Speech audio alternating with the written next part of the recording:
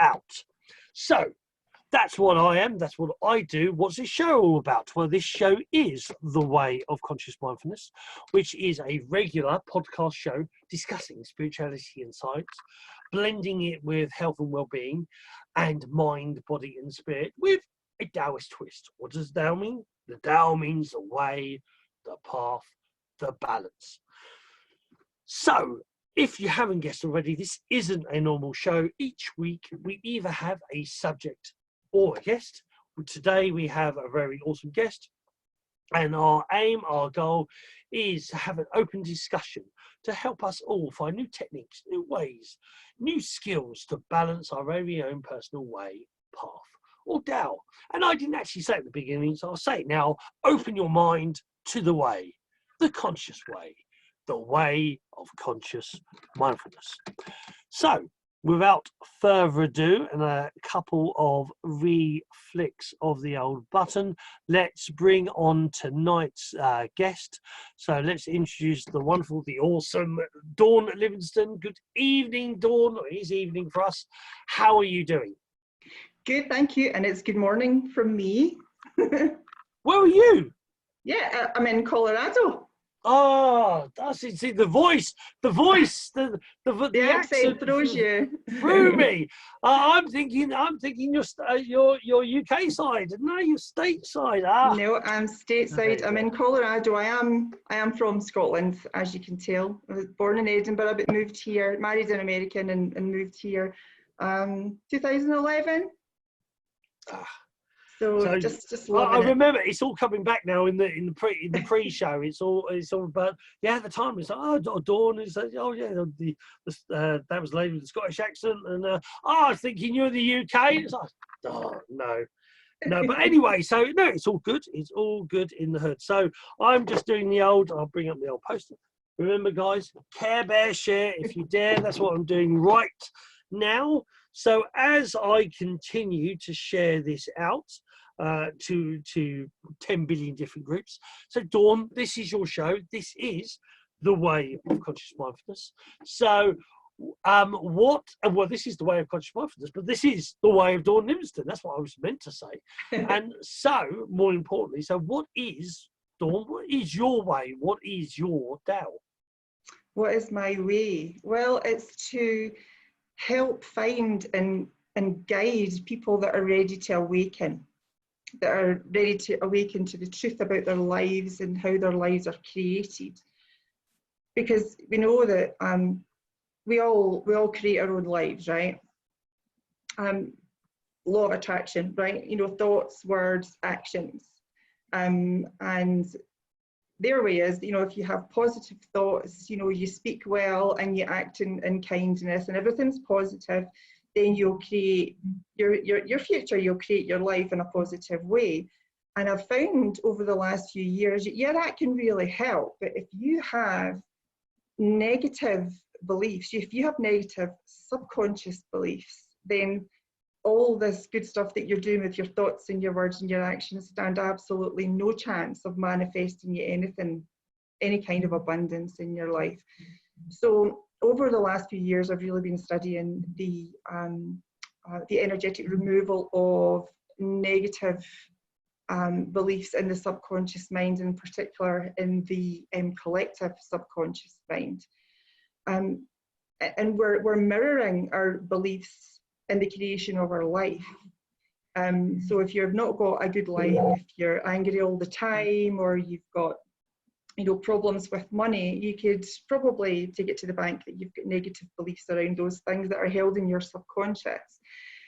And we're not really in control of our kind of subconscious, or especially the collective subconscious beliefs that we hold. Because when we incarnate in this lifetime on this planet, we have a clean slate, okay? So we come in with nothing. Everything that we experience now, we learn. And in particular, it's between birth and the age of 7. And that's when everything is learned. We've learned, brainwashed, indoctrinated, you know, programmed. That's when the subconscious mind is open. Everything there goes straight into the subconscious mind. So when you think about it, 0 to 7 is the best time to put positive things into your child, into the subconscious mind, so that in the future, then they're going to have, you know, a better life, etc. But we've got so much bombarding us at the minute, because consciously, our conscious beliefs, so those are the beliefs that we believe when we are awake, they only account for between 1 and 5% of our creation, the creation of our life. And our subconscious belief is actually responsible for between 95 and 99% of our creation. So that's kind of not fair, is it? Because we really don't know what's in our subconscious mind. And that's part of what I do, is find intuitively the negative beliefs that are in there, so that they can be safely and quickly removed, which then will allow you to integrate those changes and to create some positive things moving forward in your life. Because at the minute, this vibration, this matrix that we're in, okay, this matrix that we've created for ourselves, it exists on the vibrations, on the frequencies of fear and lack and suffering. And what we want to do is we want to get rid of them, and we want to move to a higher vibration where we can start creating things of joy and of happiness, and create abundance for ourselves and others. And when we work on ourselves, because every change starts with ourselves, yeah. You can't think, I don't like something, and try and change it outside of you. You've got to change it within. Yeah. And it's pretty hard to get out of. I mean, it's taken me quite a while, and some things, some negative beliefs that, you know, I find that I would never ever have thought about it. Never have thought about it. And I realise now that quite a lot of the things that I'm creating in my life now stem back to my childhood, believe it or not, and the feelings that I was given then. Because you think about it, when you're from birth to 7, you learn very, very quickly. And you're really taught at school, from your parents, from friends, from, you know, viewing others' behaviour. You're taught what to say, what to think, what to do, how to behave, and actually, more importantly, what not to say, think, do, and behave. And sometimes we can get punished for that, which can really shrink you back, cause a negative belief in your subconscious mind. And these are really, you know, dang it, they're pesky things. You don't want them in there, but you don't know that they go in. So really, my mission now is to make people aware that even though we're stuck in this constant loop of this negative subconscious programming, doesn't mean to say we have to live with it all the time. And it's to introduce a way to them, and some guidance and some help that can actually remove them, and allow them over, you know, weeks and months to actually create things that are better for them and what they really desire, in all honesty. Yeah.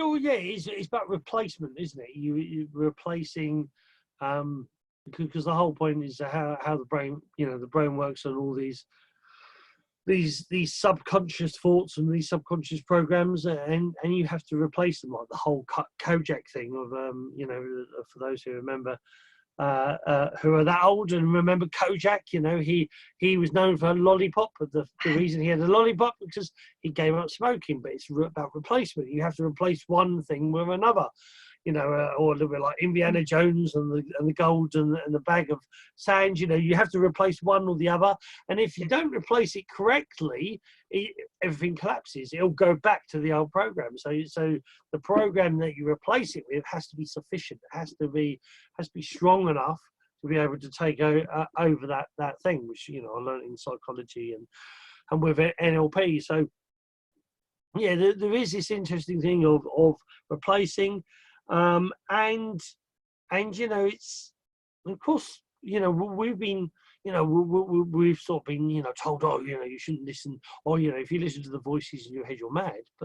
But the voice, you have voices in your head all the freaking time.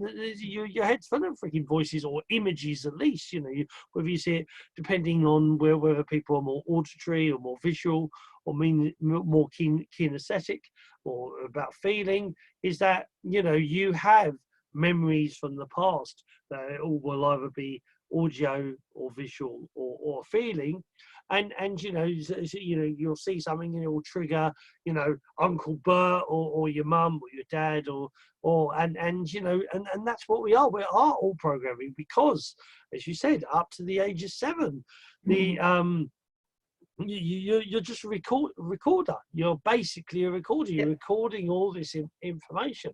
And that's exactly right. And that's, you know, that's a very powerful and a very sad thing. A very sad thing because of how many, you know, it was actually, you know, mentioned in a couple of past show from last night where well, you know, it was said that, oh, you know, people don't, you know, kids don't remember, you know, what you said. They're so freaking do, you know. Oh, yes, they do. The brain, the subconscious, well, not just kids, the subconscious does. Your subconscious is, like I said, I've known hypnotists who hypnotized to find evidence for police.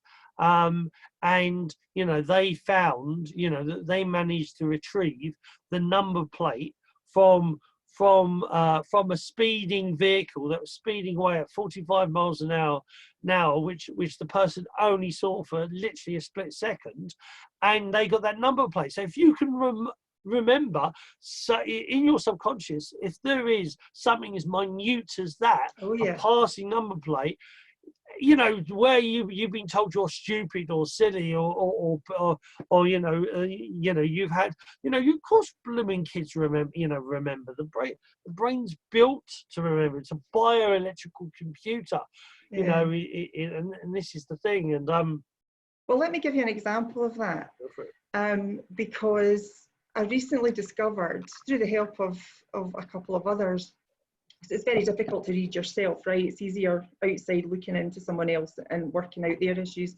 It's quite hard to do yourself. I recently found out that when I was told that I had an issue, a shock or a trauma going back to when I was 3 years old. Couldn't remember a thing when I was 3 years old, absolutely nothing. And she said, it's something about you stepping out on your own and you got into trouble for it. And immediately a memory came back to me. And this is, my mother has told me this 2 or 3 times. I just don't have any memory of it whatsoever. And I was 3, and I had wandered out the garden this day, and I'd wandered probably about a quarter of a mile to a really busy road in Edinburgh. And I had walked up the bridge over the roads, had walked up and over the other side, and I was standing in a bus shelter on the other side of the road. I was just standing there looking around, and she said she came running after me, and I caught her. I saw her across the road, waved at her and shouted, "Mom!" And I stepped right out onto that main road just to make a direct line to get to my mother. And she shouted at me, get back in there, and don't you move until I come and get you, you know. And she was angry with me, and she wasn't angry intentionally. She was just trying to make me get back into that bus shelter because I was ready to run across this busy road. And I remember my mum telling me this quite a few times over the years, and it was this shock, this trauma that had stopped me for all these years of my life, up until, well, very, very recently, the last few months, to actually step out on my own and step forward with my own power and take my life away. I've been living under, like I said to you, I've been living under a rock for the last 20 years. I've been wanting so much to do all this. I feel I have the knowledge, I feel I have the capability of helping and guiding others. I've just never been able to take that step out. I have never been able to do it, and it's just been fear. And that's the way we're controlled in this lifetime, unfortunately, is through fear. But I mean, that was just an example from what you were saying there about not, you know, of course children remember things like that, and it absolutely affects them because their brains are just so open, like you said. They're like a sponge, and they'll absorb everything that's positive or negative. It doesn't make any difference. They'll absorb absolutely everything. And just one thing, I want to just give you my understanding of the subconscious mind. And I think it's twofold, because I believe that we have our own individual subconscious beliefs, but we also have the collective subconscious belief. And these are, in my mind, they're pretty deadly. It's a bit like, and the way I relate to it is, you know, Star Trek First Contact, right?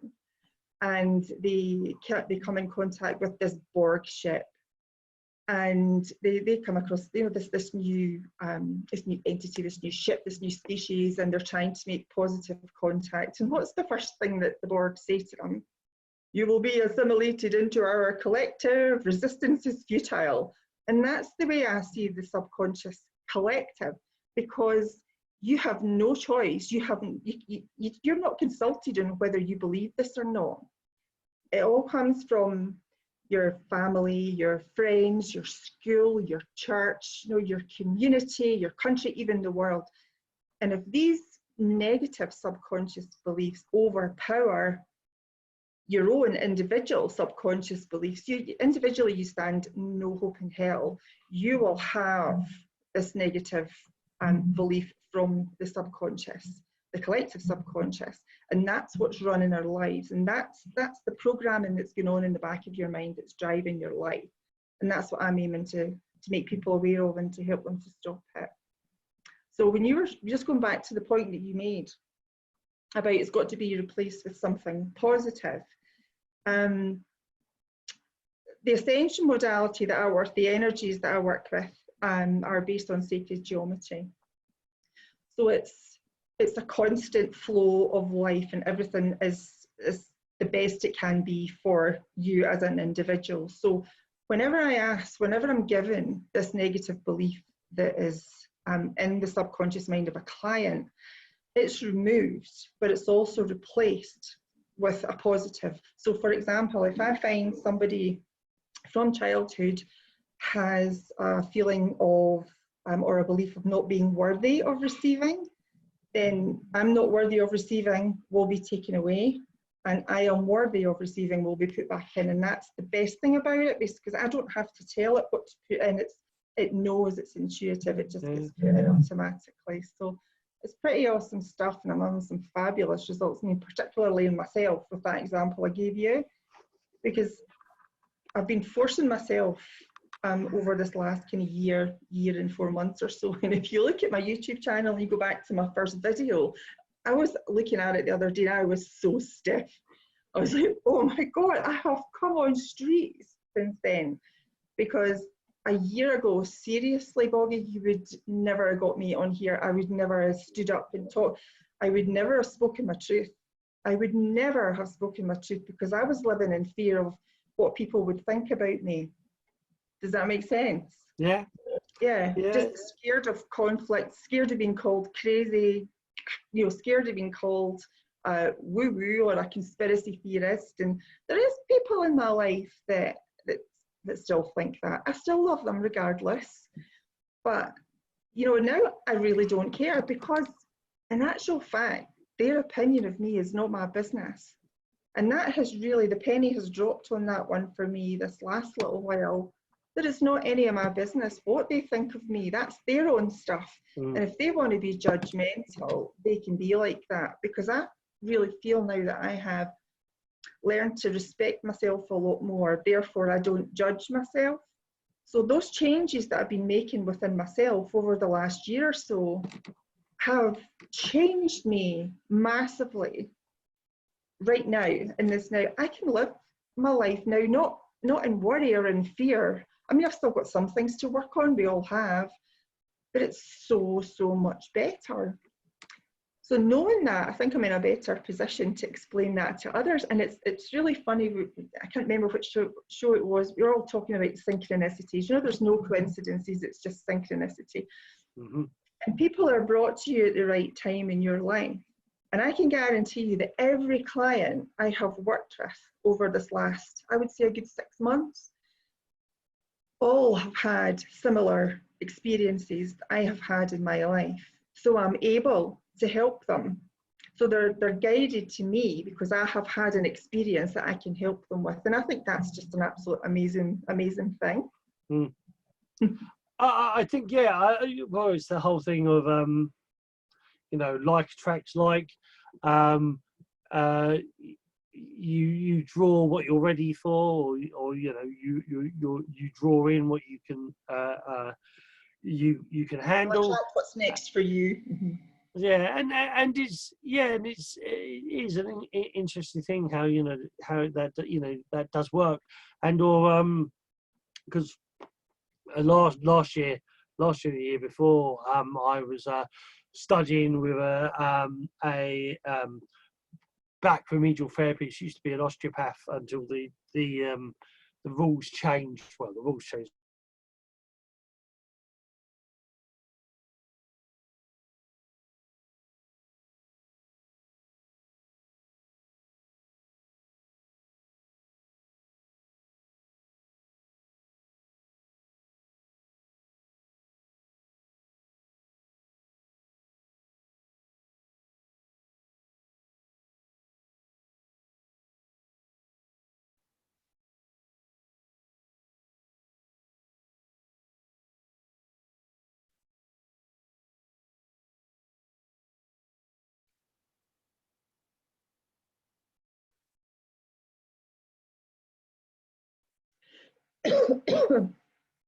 You're frozen. I'm not sure if you can hear me.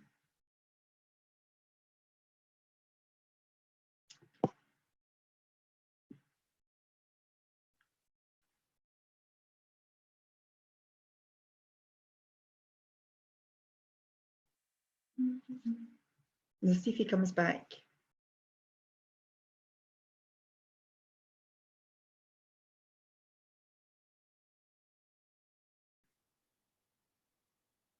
Come on, Boggy.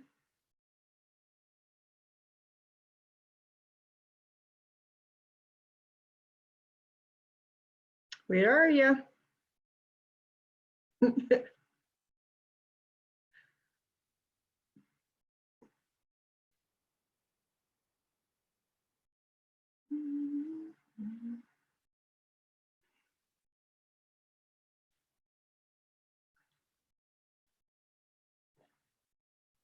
Ah, right. Am I back?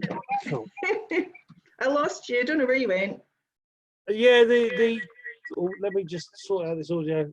Right, yeah, the computer decided that it was going to kick me off. Oh, that was Apparently. really lovely, wasn't it? So yeah, there you go. But yeah. So where was I? Trying to remember what we were, because I thought it was you that was frozen, because like your hand was sort of here, and it looks like you're frozen, and then suddenly everything shut down. It's like, oh no, it's me. So but anyway, I'm back, so it's all good. I'm trying to think what was the last thing you were saying or I said. Oh, crikey, there's a good idea. I know we were talking about like the Borg ship and all this assimilation and stuff, and oh, crikey, no, I'm really bad at this, by the way, really bad at this. That's okay. Well, yeah, we were talking about well, we've got a couple of comments, so that's cool. Well, one comment. I'll say that in a second. But yeah, you know, this whole thing of, I know we were talking about replacing stuff, you know, replacing our memory with new memory. And then you said about you saying something about Well, people don't realise that we're kind of stuck in like these loops of the negative programming that goes on in our subconscious. We're not aware that that's running our life, and it's just constantly looping and looping and looping all the time. Probably one example for that is the connection that the subconscious has with disease. And if you think about it, and you look a little bit wider and kind of take your blinkers off a little bit, you might be able to see it, because we're all stuck in this this connection to disease consciousness, because that's all we see. So when I turn on the news over here, every single commercial break has at least 2 pharmaceutical drugs in there, and it has, you know, the words, you know, this really sad music, and 1 in 3 people now get cancer, and you're like that, oh my god. 1 in 3 people, that's horrendous. Oh my God, I could get cancer. And it goes right into your subconscious. So immediately you're vibrating on that same frequency as going to get cancer in this disease consciousness loop. And because you mirror your beliefs and you create what you believe, there's a 1 in 3 chance you're going to develop that. Yeah, do you see where I'm coming from? Yeah. It can be really, really easy done. And of course, the big pharmaceutical companies are absolutely loving this. They are putting out more and more adverts. And then we're kind of streamlined into this belief that the only people or the only person that can help you with anything is a doctor.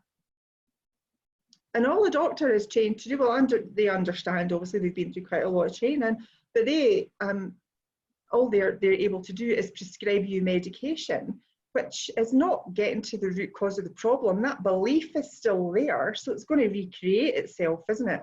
But these pharmaceutical drugs are just in your system and will suppress the symptoms, but not for very long. Okay, so big pharma are loving this because they are keeping you hooked in, and you keep giving them money to keep yourself hooked in.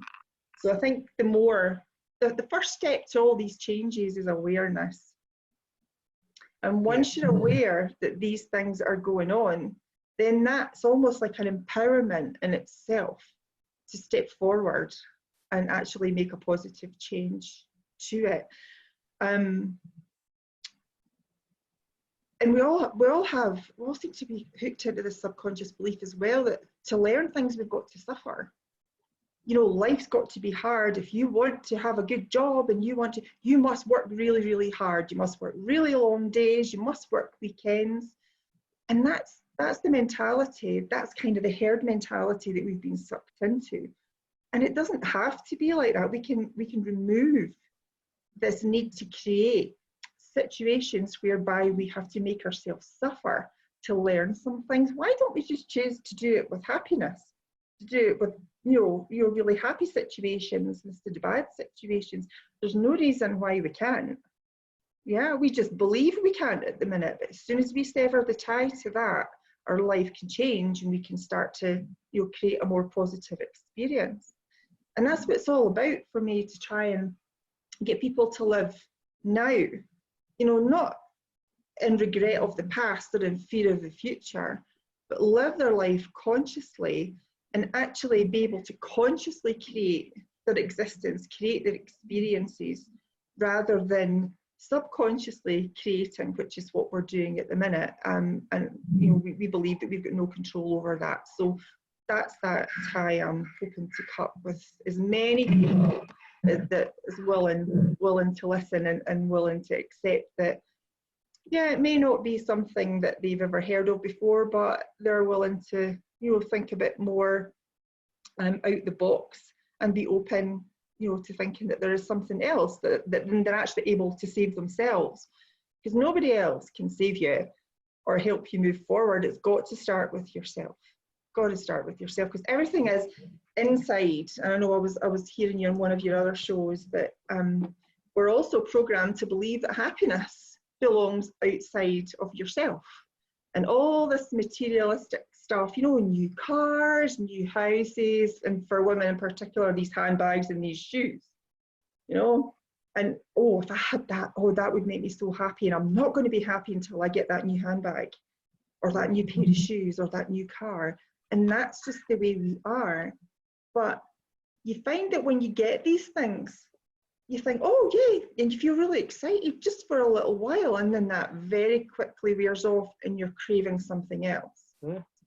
So the only way to do that is to actually help yourself from within. Yeah, it's all getting to the self-love mentality as well, without the belief that looking after yourself first is a selfish act.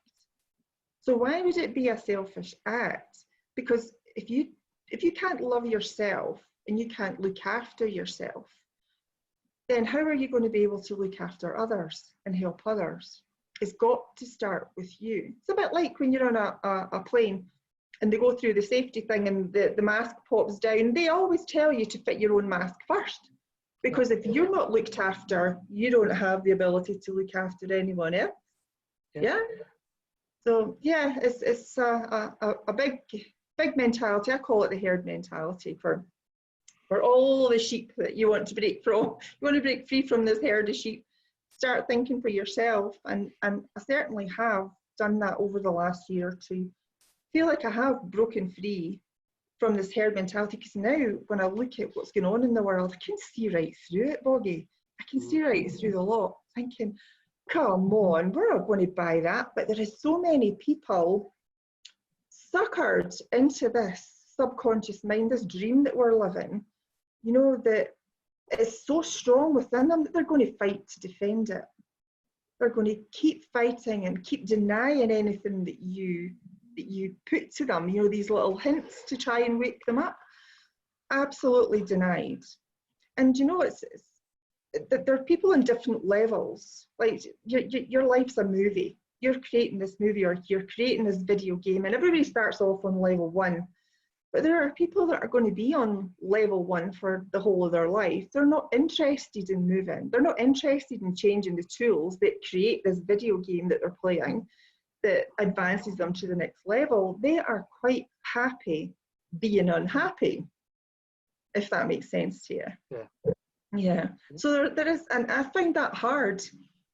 Probably over the last 20 years since I've been doing healing work, that you can't save everybody if they don't want to be saved. You know, you can guide them, you can help them, but if they don't want to be saved and they don't want to be helped, then there's absolutely nothing that you can do. And it's only just recently where I kind of relieved myself of that belief that I have to heal the world, that I feel responsible for healing the world.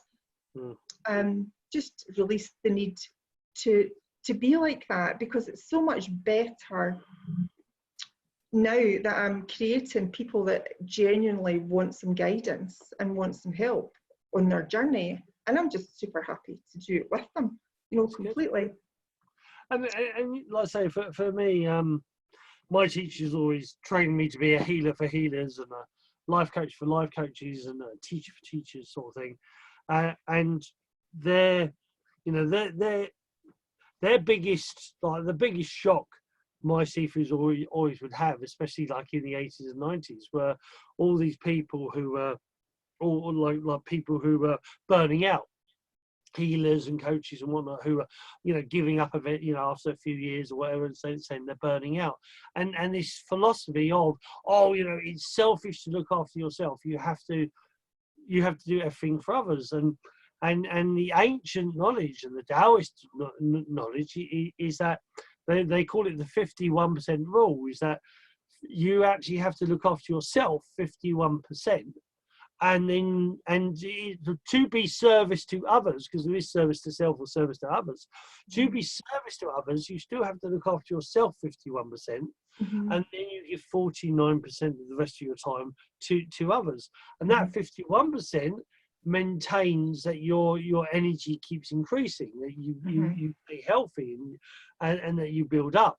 And again, being selfish is something that you're taught. It's not something that's ingrained in your subconscious when you're born. Everything is learned. So you're taught by your parents, oh, don't take that, don't do that, because that's selfish. And it's given to you in a negative form, so that if you're selfish, that's a bad thing. Whereas it's not. It's actually about nourishing yourself first and being aware that, like I said earlier, if you can't look after yourself properly, or you're not taken care of, then it's very hard for you to take care of others.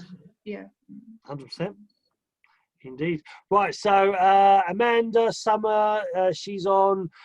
Pixie Mikey was on, one of my friends, Pixie Mikey, I don't know if he's still here. Katrina Love also is on. Amanda said, that's true, because I remember, this is going back to about what we said about, you know, you remember stuff as a child. And she said, that's true, as I remember almost being taken as a kid. My cousin and I, my cousin and I, like it was still yesterday, and came into and it came into it all as an adult again. So the memory of that. It will, because you'll keep looping it. You absolutely, subconsciously keep looping it. Yeah, yeah. This what happens. Like when people say, "Oh, why does the same thing keep happening over and over again?" It's like because you haven't learned for the first time, or you haven't learned from the last 500. Whatever it is that you and sometimes there was this in the Buddhist and Taoist tradition. They even say, like, when something happens to you, say thank you. I've learned that lesson. Thank you very much. Saying that that I don't think it always works, but I do think a portion of the time that actually helps cut something off, because it's a little bit I've learned with like the ego when you start listening and recognizing that the ego. So in the American movies or in the movies in general, you used to have an angel on one side and the devil on the other. We talked about that today. That actually the forebrain is actually from our ancestral is actually reptilian. It's our forebrain is actually more of the reptilian information that actually is very much survival, and it works on it's this or that, and it sets certain programs in place. And the forebrain also is where we have 60 to 90,000 thoughts every single day. And of course most of them get overwhelmed into the subconscious, but it's when we actually focus on something and then look onto it, but then draw it into it, draw it in and then reprogram, is that the only way you actually get to change stuff. Otherwise you have all these thoughts that are slowing you down. So it's this whole thing of, by recognizing something, or like with the ego, I was always taught, if you're having doubts and think, oh, don't do this, it's firstly it's do the opposite. If it's saying don't get up and do some exercise, then maybe you should go and do some exercise. Go do some exercise, go and do some qigong or whatever. But it's also that they would say in my training, they would also say about acknowledging it. Is when it says thank you very much, is there anything else? And then see, and sometimes at first maybe, oh, there's something else, and thank you very much, is there something else? Is there anything else? Thank you very much. And at a point it'll stop, because you keep asking it, and it doesn't actually because it's a loop. And the problem with a loop just loops. It just keeps going. And so when you actually ask it a question, you're actually asking it to be sentient. You're actually asking it actually valuable information. So all it can do is loop. But if you say thank you for that information, is there anything else? Is there anything new? Oh no, I've only got this. I can only, because it's a loop. So you can actually at times you can actually break the loop that way. They're all coming. It's all flooding through now. So Kathy said that 51% rule was a game changer for me. Thank you, Sifu. The lesson I just taught me. It was one, like for me as a kid, you hear lots of it. Oh, it's selfish to look after yourself, and my Sifu's taught is that, well, actually, if you're not looking after yourself, and only looking after others is actually selfish. That's selfish, because you're going to burn out, and when you burn out, who's going to help you? So every week every show you hear me say, I teach techniques to supercharge you and ensure you never burn out, because the whole point is that not just everybody, but as a healer, a light worker, and a coach, my teachers would look in despair at people that were burning. You should not, as a Sifu, as a healer, you should never ever burn out. You should know the techniques that will keep you going. And I've said this many times on this show about where I've done 18 hours of massage at a camp one night. People say, how can you do it? So, well, the whole point, so Qigong, energizing exercise, the whole point of Qigong, Neigong, which is Taoist yoga, and Shengung, which is Taoist meditation, the whole point of those three is that they help you stay in a domino effect, in a loop. They help you stay connected, firstly to your own energy, but then also draw energy in. You know, knowing how to draw energy in from the universe, from the earth, and from anywhere else, but to keep you on a plus. Well, it's all about, you know, nourishing your soul, isn't it? It's not just good, you know, sort of physically, but your soul needs some nourishment. And I think it was yesterday you were talking, I think it was maybe Ariana, you were talking with, I managed to go on and watch maybe half an hour or so of it, and I caught this bit where you two were talking about meditation, and I absolutely resonated with what you were saying, where, you know, people have this expectation that to meditate, you've got to be sitting in the lotus position, chanting Om on the top of a mountain. And I just don't believe that at all. It's whatever nourishes your soul is what makes you happy, what can calm your mind, something for you to focus on. Yeah. Like, for example, and the same goes with yoga. When people say, people think you have to have your legs round your neck like a pretzel. I know. And that's yoga. You know, breathe in, breathe out. Well, no, that image of a pretzel. That's yoga. Yeah. Oh well, yeah. Well, I'm very visual. I used to love Steve Martin and Jim Carrey and Robin Williams, and they're very visual comedy. So, you know, or they'd stick images in your head. So you know, this is the thing, is that, you know, there's meditation, yoga or Taoist yoga and Qigong, people, or even like martial arts everybody thinks martial arts is about fighting. In true martial arts, that's the last thing on their mind. Martial arts is about personal development. Martial arts is about enhancing mind, body and spirit. This is why in martial arts you call what's called the 3 M's. Medical, that's healing yourself first, then healing of others. Meditational, first enlightening yourself or releasing your own stress, and then eventually into psychic abilities and also others.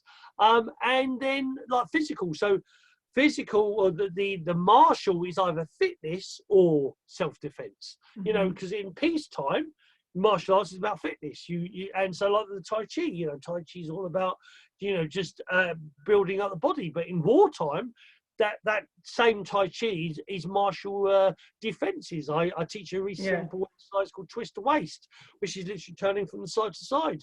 Now, the physical benefits, it helps anybody with stomach problems, with poor circulation in hands, arthritis, migraines, IBS. The list is endless. Spiritually, that twisting the waist, or the metaphor is that like a willow tree, you're rooted in the ground, so you're securing yourself, but the top half of your body, whatever comes towards you, you twist and turn, and a bit like Neo in Matrix, you can adapt and adhere to it. And then so the fitness side, it's building up your fitness strength, and it's toning up your body. But martially, if something was to push you and you just naturally turn the waist, is that they expect when somebody attacks you or pushes you, they expect you to stay still. They don't expect you to move. So when you move, when you push and you move and you're twisting that waist, they go forwards, and also is because you're turning from side to side. As they push you forwards, they get a hand in the back of their head just for good measure. You know, so. But the whole point is that it's a bit like a Rubik's Cube. You turn it one way and it's one thing, you turn it another way, it's something else. And that's the same with all of these things. You know, all of these things are meant to, they're meant to help. But by making them, and the biggest thing in Taoism is the waterway. The waterway is what became water torture, but it's actually called the water technique. Do a little bit every single day, and it becomes a habit.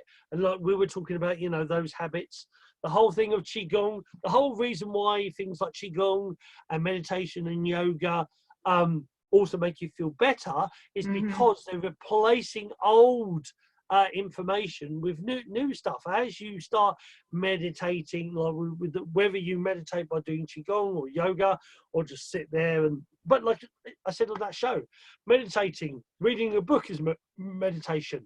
Going fishing, if you're focusing on just doing that art, so you're fishing. I know people who I say, they say, oh, I haven't got time for meditation. I say, yes, you do. You meditate all the time. Would you? No, I don't. You go fishing.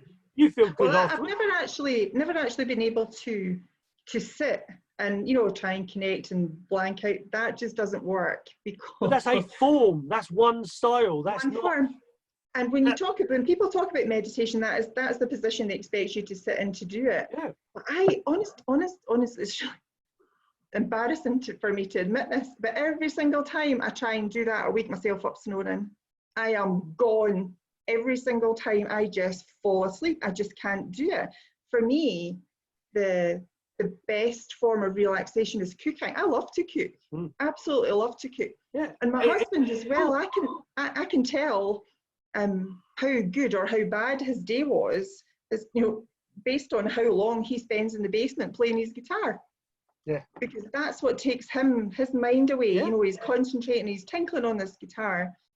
And this is the point. These things are, people say, oh, that's your hobby, or oh, that, and they put a bad thing on it, and then even meditation. and then they put a bad thing in you that I'm doing my hobby, but it's naughty, and they put a stigma to it. But the whole point is, it's a form. Anything where you focus on that one thing and you start to forget everything else, and anything that after, when you finish it, you feel better than you did to begin with, that's a meditation. Qigong is any exercise that makes you feel more energized than you did to begin with. So when people say, so running, you can make running a qigong, but if you do something like a physical exercise and it knackers you out, that's not qigong. That's draining you. But qigong will build you up, will make you have more energy than you did to begin with. And meditation will make you feel better than you did to begin with. And that's like a good stretch will make you feel better than you did to begin with. And it's understanding that actually doing that is going to make you feel better, because sometimes in the morning I'm sitting having my cup of coffee and I think, oh, I'm so tired, I could just go back to my bed. And then it comes into my bed, go down the stairs into the basement. We've got a gym down in the basement. Going down to the gym, and I'm like, oh, are you kidding me? I can't be bothered. But see, the times I actually get up off my backside and go down into the gym and do even half an hour or an hour, you feel so much better for the rest of the day. And that, I can't be bothered, is the ego.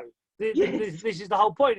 Don't bother, just stay here. Yeah, that's the ego. That's that's the subconscious side. That's the forebrain side. It is. With that program, and the thing is, once you start realizing, and this was the biggest thing for me in Taoism in general, it was all these different techniques, but Taoism in general talks about recognition, sensitivity and recognition.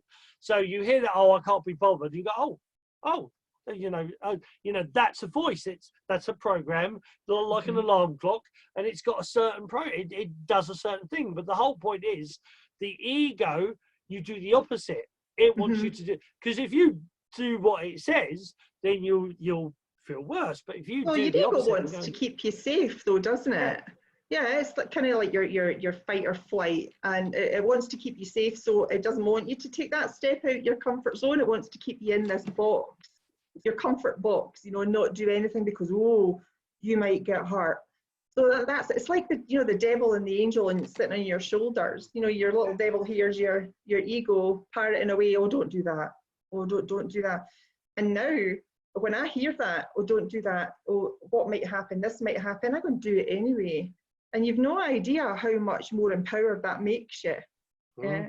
So I mean that's what I'm aiming to do, is to help empower people to step out and take their life back from this subconscious yuck that's going on. That's cool. Right, we've got a few now. People are waking up. We've got a few people talking. So Vanna says, I think we have to unlearn putting others before ourselves. we avoid the self-work. Like this whole thing about like shadow work. Again, it's another, shadow work. It's like, it's just really, it's quite simple. I mean, for me, shadow work is quite simply realizing, and like say 10 years ago, 20 years ago, I would get almost stoned for saying, and I don't mean in a good way, I'd get almost stoned by people for saying there is no good or bad, there just is. Your past things, your traumas in the past were there to push you in a certain way, to teach you that you can do certain things, and that's the whole point. So the whole thing of the hero's journey and shadow work is that shadow work is quite, when you start looking at the shadow work, at the fact that, well, that stuff that's bad was actually, it's made me go this direction. It's made me do pushed you in a better direction. Push me in a certain thing. And it is, you're absolutely right. It's all about, a journey. It can be quite a journey that you're on, but I keep telling my clients, this is a process. Change is a process. You've got to let the energy change, you've got to let it integrate, and you've got to let it change your life. It could take weeks, it could take months, and that's absolutely fine. It's going to be what's right for you. But I try and explain to them that it is a journey. And I always relate back to somebody being in their first day at medical school. Right, so if somebody's at their first day at medical school and then having their own practice. So if you want to go through your life so quick that you want to go from the first day of medical school to running your own practice, who are you going to be able to help? You're not going to be able to help a soul, because you've missed all that learning in these 7 or 8 years in between. It's step by step, baby steps. And I think the world's got a patience issue as well. They want everything now. And it's understanding that it'll come to you when you're ready at your pace, and don't compare yourself to somebody else, because their journey is completely separate from yours. Well, that comes from the whole technology, where we've had this instant food and instant technology. We have takeaways, and food you can put in the microwave for 2 minutes and it's ready. Rather than all the prep. And that's where and the thing is, because I learned, in my teens, I was starting to think that, people, I saw friends who were with somebody for, 6 months, 7 months, and one little argument, oh, that's it, we're over, that's it, and it's like, why are you giving up so easily? Why are you letting go of stuff? And it's because we got into this instant gratification that things, should be there, and it's something, and because our technology, I think I said this actually in the Britney show, the One Step Beyond, was that when I was doing teaching Qigong in residential homes, I actually met a few people who back in the 50s were engineers in like making TVs or Hoovers or whatever, and they had secret meetings that they were told that we were actually stop going and making things to last a lifetime, and we were going to actually start making things that only last 1 or 2 years. And so this is why now this is a common thing, a normal thing, that you have something in about a year, 2 years time, it's going to be broken, it'll fall apart, and you need to buy something new. And when we have all our products that like you said, that mass consciousness, when our products are like that, we see our relationships like that, we see our friendships like that, that we see things as, oh, if they're broken, just throw them away and find a new one. And this, the fact that these types of technology will only last a little while is by design, because that keeps you hooked into technology. And it's an addiction. What are people escaping from? Having to be totally absorbed. And you see them now, the kids, they're wandering around the streets and they've got their face on their phone like this all the time. And I notice it and I think, oh yeah, wow, the younger generation, they're younger and younger, getting phones, they're not able to interact socially now. And there's me walking along the road with my phone in my hand, and I'm thinking, whoa, it's awareness of this sort of thing, because it is an addiction. We don't believe it's an addiction, or we don't think it's an addiction, but subconsciously there is that loop going on. It's the same with alcohol and drugs and quite honestly, drama, gossip. We have been so hooked in to this subconscious collective belief of drama that we're not only creating our own drama now, we're bringing in everybody else's. Yeah. Do you see that? Everybody see it? Look at the TV, look at these. Well, but again, this is where shows. This is where it would, I mean, originally you go back to, like, especially like the UK, you go back to our grandparents, you know, yes, there was a bit dry, you know, gossip, you know, that was the normal news, you know, next door neighbours. But then we start, you know, when TV came along, we started making programs of it. Coronation Street, you know, if you remember them, Coronation Street and EastEnders and all of those. And you know, they were, I actually had a friend who lived in, well, still alive here, lives, but originally lived in Hollywood in Birmingham. So there's a Hollywood in England, Hollywood in Birmingham, and he actually did script writing, and he did stories and films, and he did scripts for both Coronation Street and EastEnders, and he lost a contract in EastEnders because he was too funny.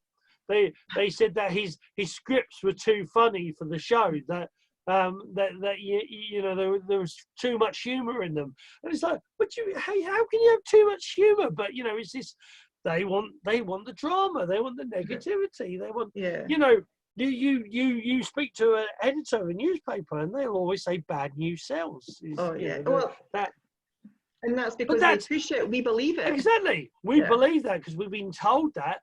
And it's being aware of it, you know, and then you can switch off.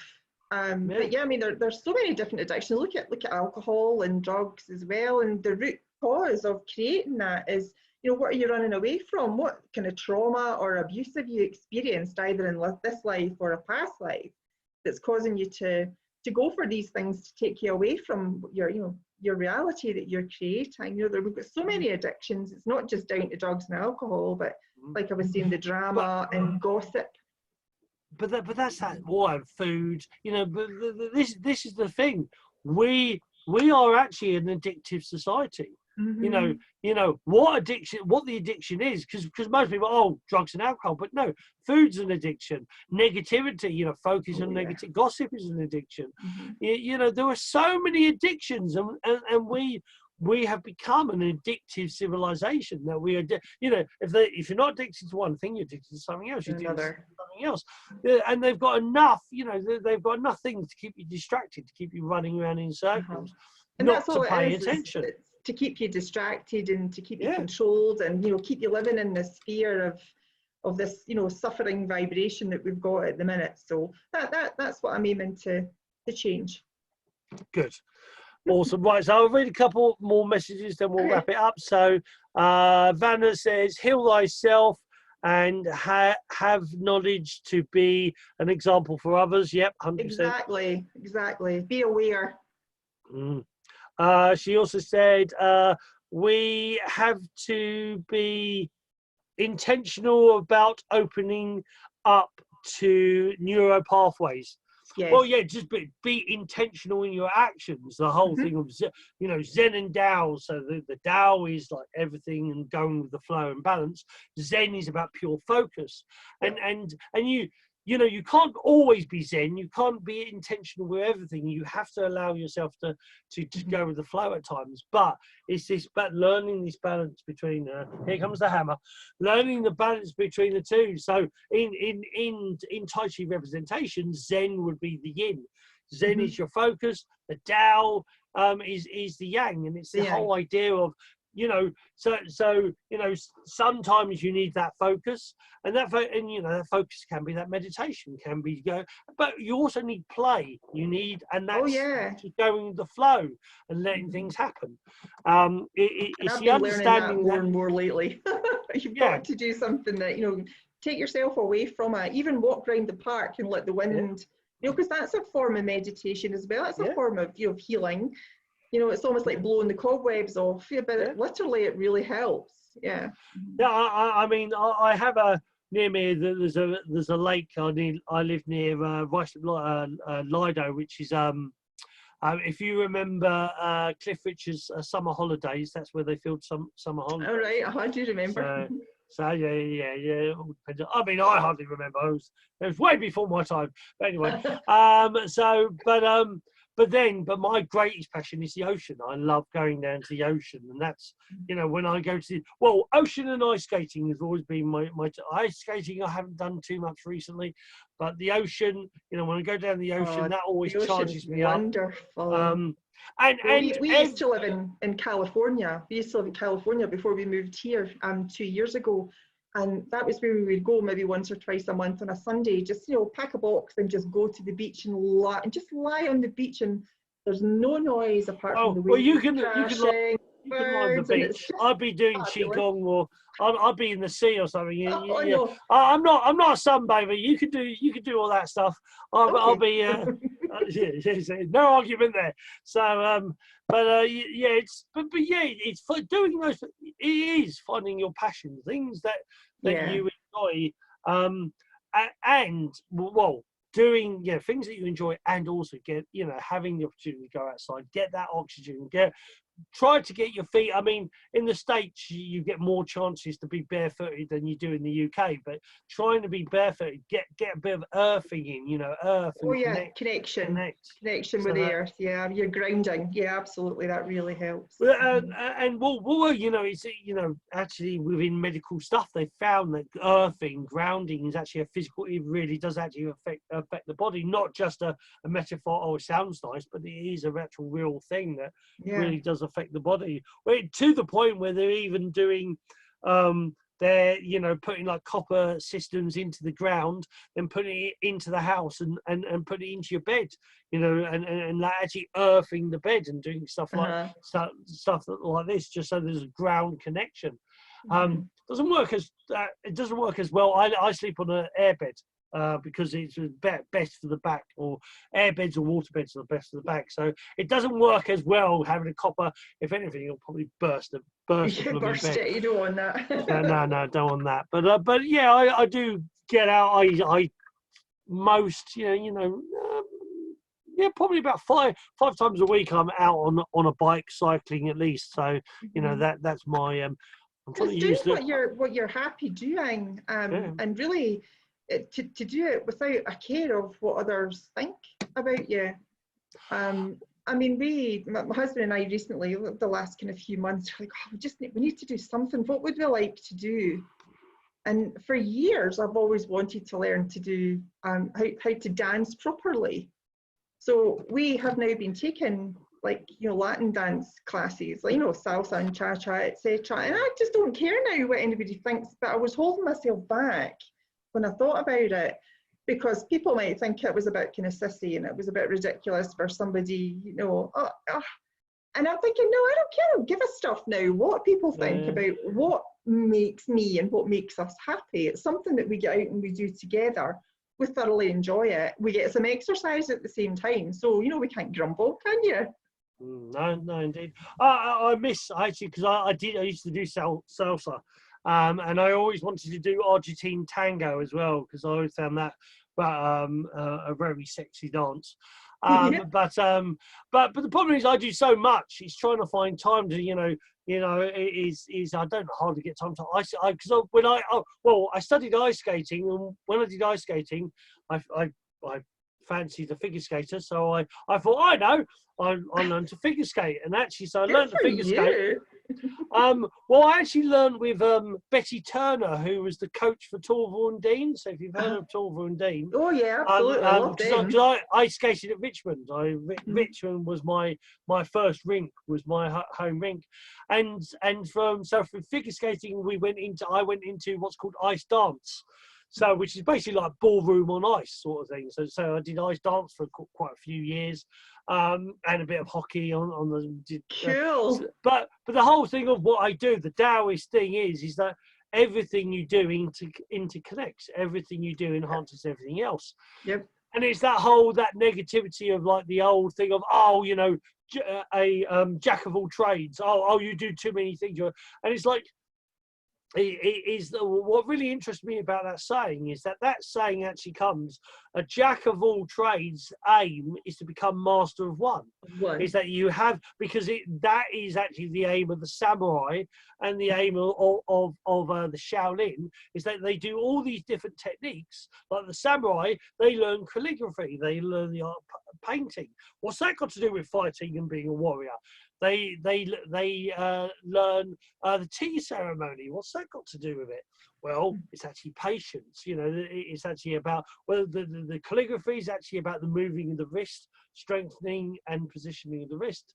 Tea ceremony, that's about patience and about and understanding anticipation.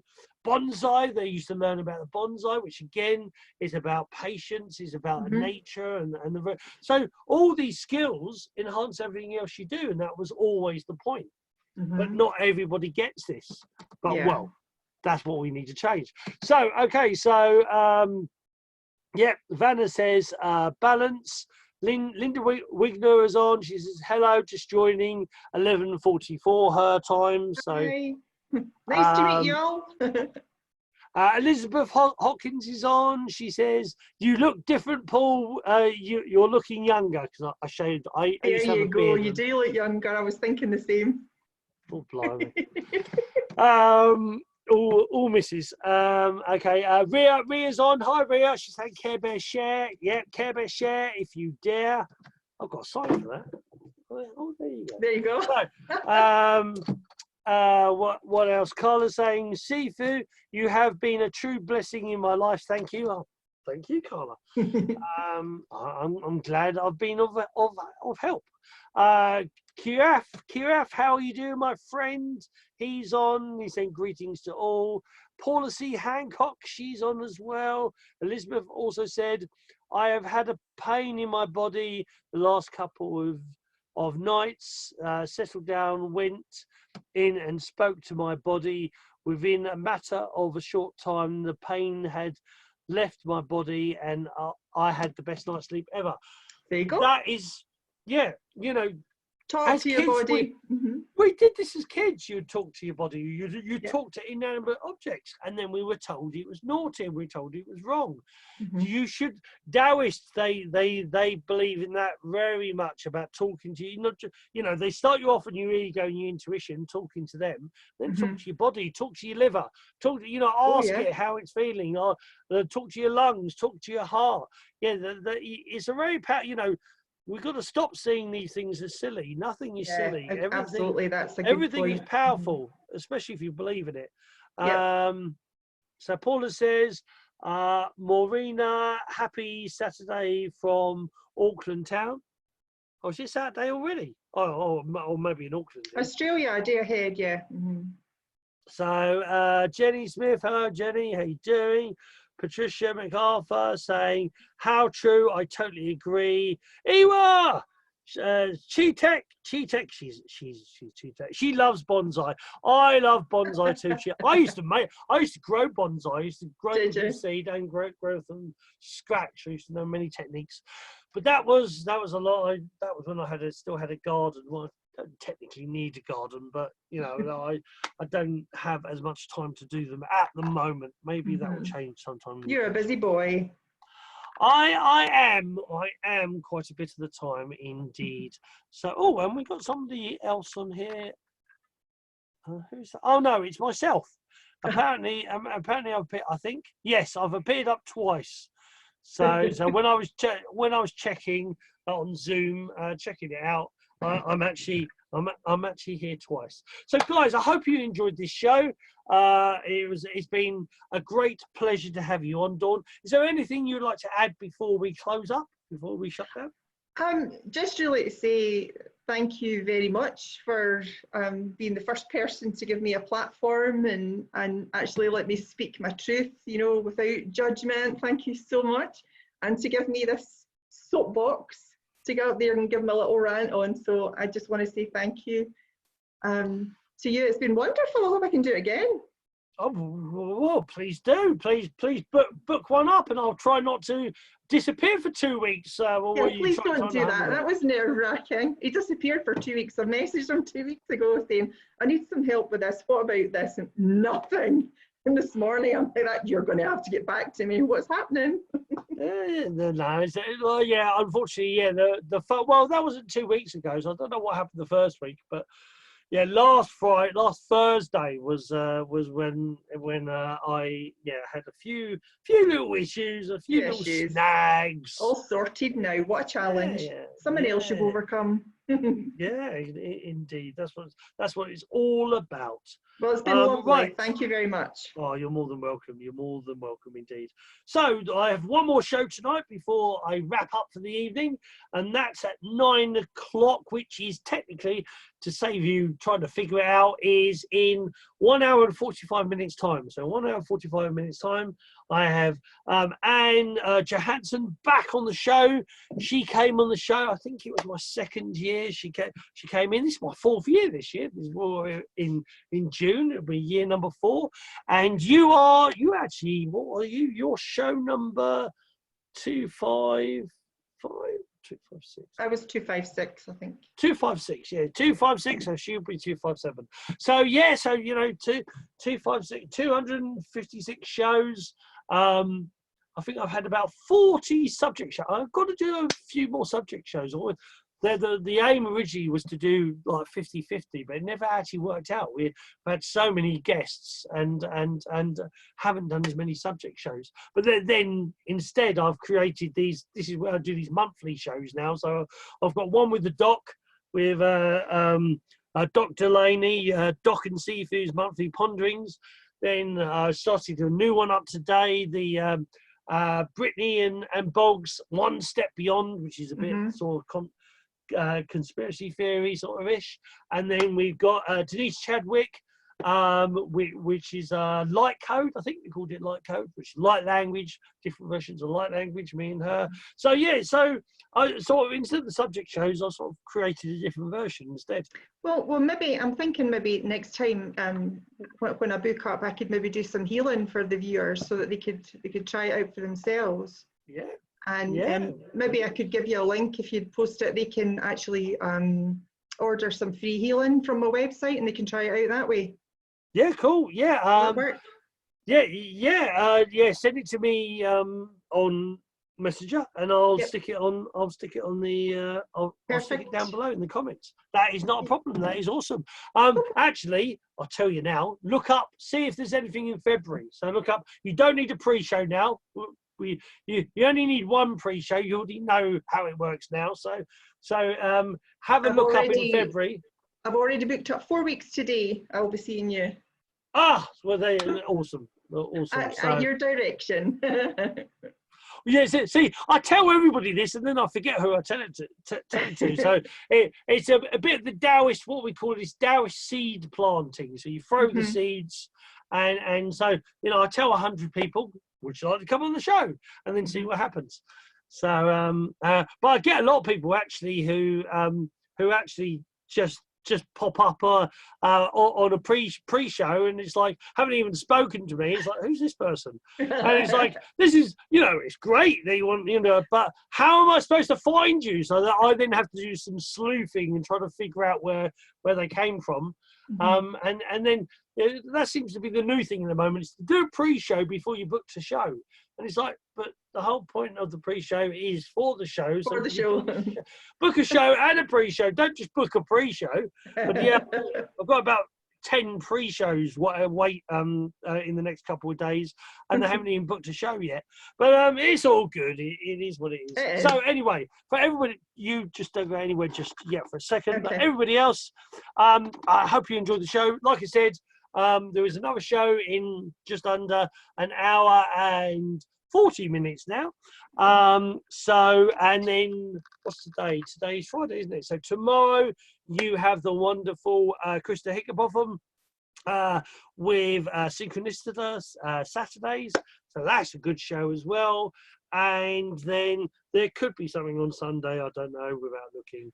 Is there anything on Sunday? I asked my phone, is there anything on Sunday? Oh, actually, can you give me the right date first? Thank you. So, yes, of course. So on Sunday, we actually have Jack's Atlantis, 9:30 UK time, which is, take away 4 hours, 5:30, I think, is it? Mhm. 5:30? Yeah, 5:30 Eastern anyway, 5:30 Eastern. You have to figure out all the others by yourself. Then who else? Who else was there? I thought I saw another one. That was Jack's. And then Monday, then we got Corilla's back on. That's going to be a good show. I love doing shows with Corilla. Bradley Westcott, he's actually doing his own show as well. He's created a show, so it'd be great to have him on. And his show's called The True Man Show. So that's really cool. And yeah, and then there's other people. And then Amanda Johnson is on Tuesday, and so on and so forth. But anyway, that's it for now. So guys, take care. Hope you enjoyed it. Until next time, it's goodbye from the wonderful Dawn. Bye. Thank you. It's goodbye from myself, Seafood Buggy.